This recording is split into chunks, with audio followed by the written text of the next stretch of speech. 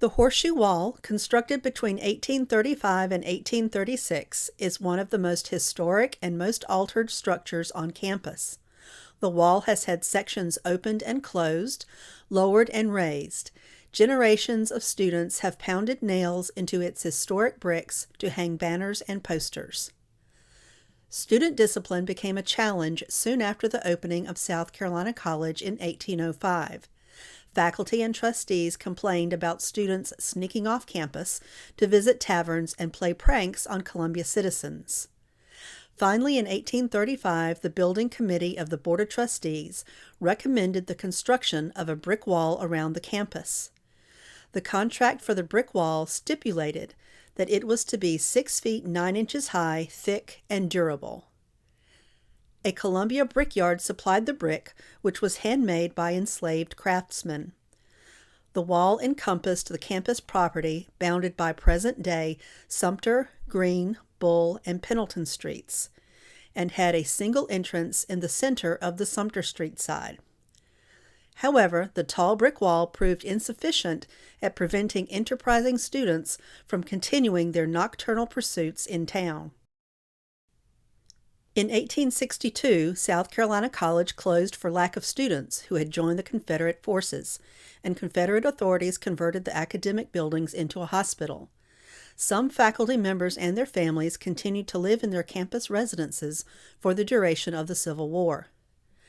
The greatest threat to the survival of the campus and the college itself occurred on February 17 through 18, 1865.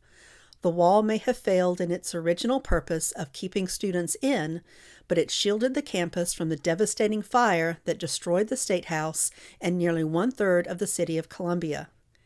An eyewitness account described how the flames swept up to the campus wall and glowed through the windows of what is now the South Carolina Library.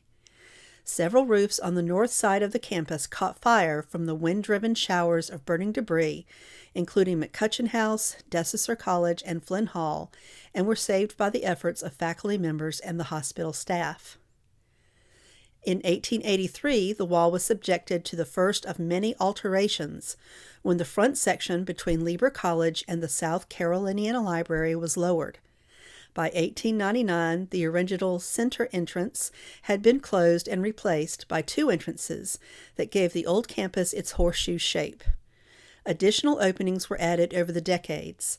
The well-known iron railings and pillars on Sumter Street were added in the 1940s. The wall was also the site of the 1902 Carolina Clemson riot, which provided the roots of a Carolina tradition. In 1902, Carolina's football team scored an upset victory over Clemson. Carolina students celebrated by carrying a drawing of a rooster crowing over a beaten tiger in the parade down Main Street the following day. The Clemson Cadet Corps marched on the campus with the intent of seizing the drawing. Several dozen Carolina students hastily armed themselves with clubs, rocks, and a few pistols and hunkered down behind the low brick wall and prepared to defend their school. Faculty members and police intervened, and a compromise was reached. The drawing was burned between the two groups of students while they cheered each other. Thus was born the first Tiger Burn. The incident also helped cement the Gamecock as the Carolina mascot. Among the Carolina students wielding pistols that day was sophomore and future USC president J. Ryan McKissick.